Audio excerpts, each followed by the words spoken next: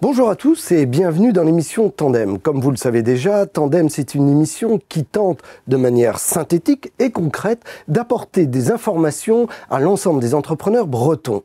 Et aujourd'hui, nous allons nous pencher tout particulièrement sur la notion de gestion des risques des entreprises. Tandem, c'est tout de suite et c'est maintenant.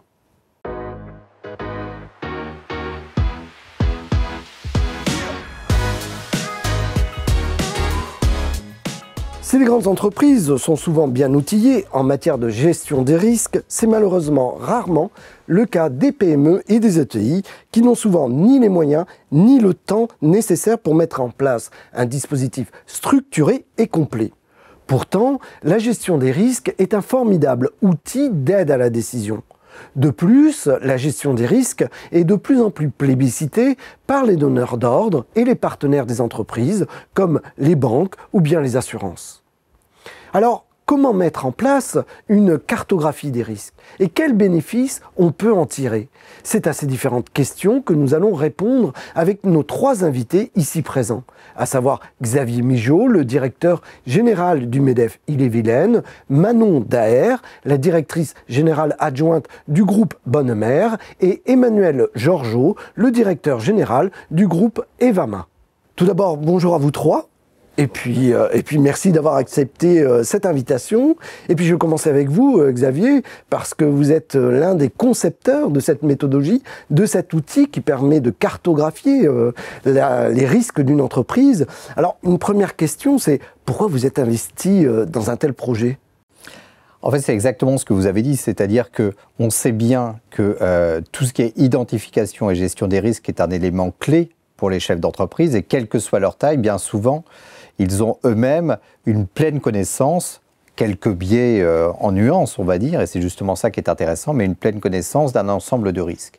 Et plus l'entreprise est, on va dire, une PME, moins grande, moins il a à la fois d'outils et de personnes dédiées pour gérer ça, et moins il a le temps pour avoir une vision panoptique, en fait, pour avoir une vision 360 de l'ensemble de ces risques dans le même espace-temps. Et en fait, il n'y avait pas vraiment de méthodologie qui existait, et c'est pour ça qu'avec le MEDEF de Sèvres à l'époque, mais le MEDEF national maintenant, et nous le reprenons ici, en fait, on a conçu une méthodologie avec un partenaire de premier rang, puisque c'est l'association des managers de risque, qui est la seule association nationale de managers de risque où il n'y a que les grandes entreprises. En fait, on a conçu une méthode qui permet, en une demi-journée, de balayer l'ensemble des champs de l'entreprise, donc la stratégie, les risques stratégiques, les risques opérationnels, les risques compliance, les risques RH, les risques financiers, etc. Et en travaillant avec l'ensemble de la direction, voire, et on le verra, des administrateurs, des membres du conseil de surveillance, etc., encore une fois, suivant la taille de l'entreprise et sa gouvernance, eh bien, on a la capacité à vraiment mettre en avant un certain nombre de risques qui soit ont été sous-estimés, et quand on les cote, on se dit « Ah oui, celui-là, on l'a peut-être sous-estimé pour telle ou telle raison ». Mais on va le mettre en avant. Et on descend dans une granularité extrêmement intéressante, puisque ça permet vraiment de travailler, y compris sur des cas concrets, et à partir de cas concrets, pour justement identifier ces risques. Essayons maintenant de creuser un peu plus et d'aller un peu plus dans le détail. Comment ça se passe exactement et concrètement, cette mise en place de cette cartographie du risque? Quels sont les process? Alors le process est extrêmement simple, c'est-à-dire qu'il y a un questionnaire qui a été élaboré, et à l'origine ça a été élaboré par des chefs d'entreprise. Aussi par un président de tribunal de commerce, on avait associé un groupe de travail. Donc ça veut dire que c'est vraiment parti du terrain, avec une onction scientifique, entre guillemets, par le comité scientifique de l'AMRAE. Donc ça veut dire que c'est du solide et c'est du robuste.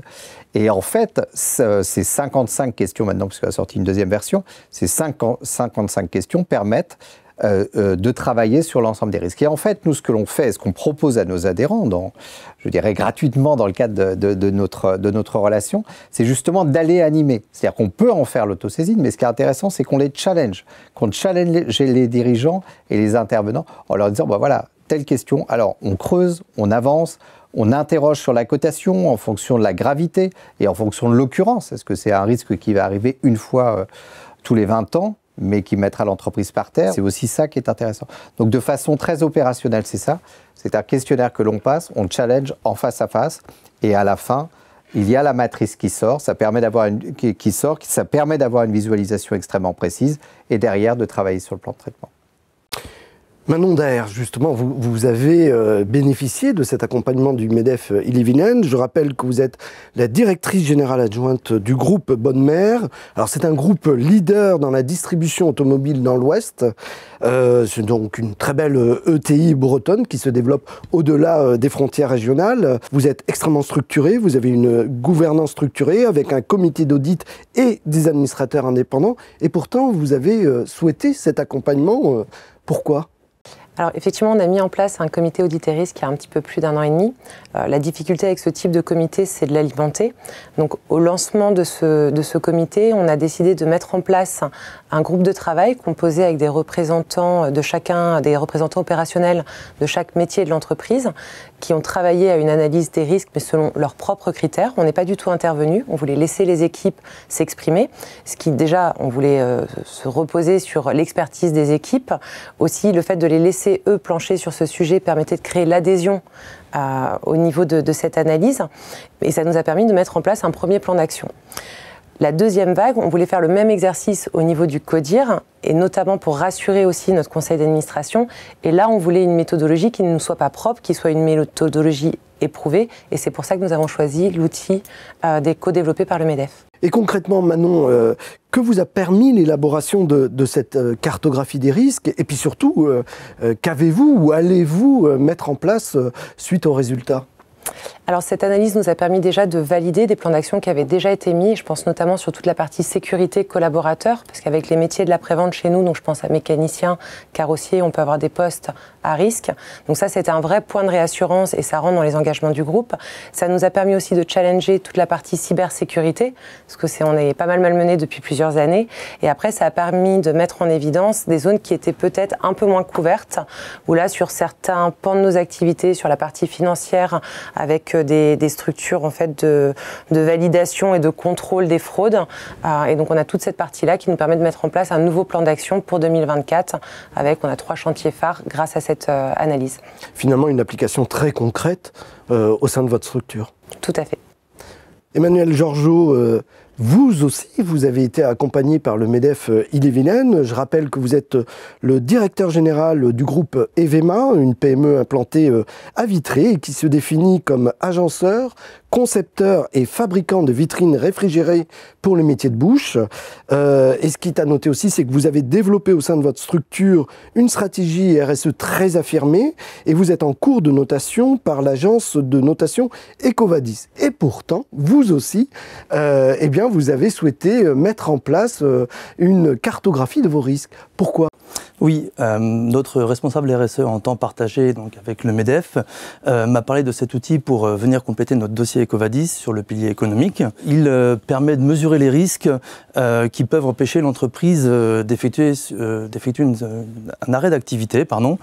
Le pilier social y est aussi abordé car il est lié au pilier économique. Cet outil a permis de mettre en avant les actions déjà réalisées par l'entreprise pour diminuer les risques et de voir les points à améliorer. Comme beaucoup de PME où l'action prime, nous avions déjà réalisé beaucoup de choses depuis des années pour réduire les risques. Le doublement des compétences, la sécurisation du bâtiment, la sécurisation informatique, mais sans outils pour les regrouper et les suivre. On ne pouvait du coup pas les justifier auprès de l'agence de notation. En effet, dans une démarche d'évaluation RSE, le plus important est de prouver nos déclarations.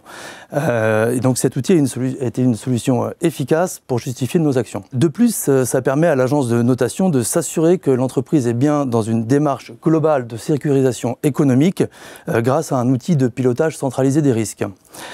La notation RSE étant actualisée chaque année, nous avons décidé avec notre responsable RSE de suivre ces indicateurs et de pouvoir justifier de l'évolution des risques au sein de l'entreprise vis-à-vis de l'agence. Cet outil s'inscrit dans un processus de structuration qui manque souvent aux PME. Il nous aide directement à organiser nos actions présentes et à venir. Et si vous ne deviez retenir que 1 ou 2 éléments clés qui ont influencé votre stratégie, ce seraient lesquels ? Alors dans un premier temps, cet outil m'a permis de me conforter dans un certain nombre de choix qui ont été faits et de pouvoir apprécier grâce à un graphique synthétique là où les risques sont les plus faibles et là où il faut agir. Cet outil a mis en avant un risque client non négligeable car une partie de notre activité est liée à un groupement d'achat. Nous avons donc dû réfléchir à une stratégie pour développer des nouveaux marchés et des nouveaux produits afin de limiter ce risque portant sur un client fort dans l'entreprise. Un autre point qui est ressorti, que nous connaissions, mais que nous n'avions pas mis au-dessus de la pile, est un risque fournisseur, que nous n'avons pas doublé sur des produits importants et sur mesure, faits à partir de moules spécifiques. Si ce fournisseur n'a pas maîtrisé ses risques, nous pouvons être une victime collatérale d'une défaillance chez lui. Étant une PME, il est difficile d'aller imposer un plan de maîtrise des risques chez notre fournisseur. Nous avons donc décidé de trouver un deuxième fournisseur et de faire fabriquer de nouveaux moules afin d'assurer la continuité de l'activité en cas de problème chez ce fournisseur. On voit bien, Xavier, que finalement, cette cartographie des risques permet de prendre des décisions, permet d'agir sur sa société et puis de se prémunir d'un ensemble de problèmes, si je puis dire. C'est quelque chose d'assez concret. Alors, je sais que vous êtes l'un des concepteurs, on l'a dit au départ, de la méthodologie, de l'outil. Vous voulez peut-être conclure ? C'est un outil qui permet d'être extrêmement opérationnel. Et l'exemple qui ont été cités, quelle que soit la taille de l'entreprise, montre bien que, en fait, derrière, on en tire un certain nombre de choses, un certain nombre de mises en avant, d'alertes, et que tout ça participe justement du renforcement de la capacité de l'entreprise à se projeter. Et c'est ça qui est majeur. Xavier, Manon et Emmanuel, merci. Merci.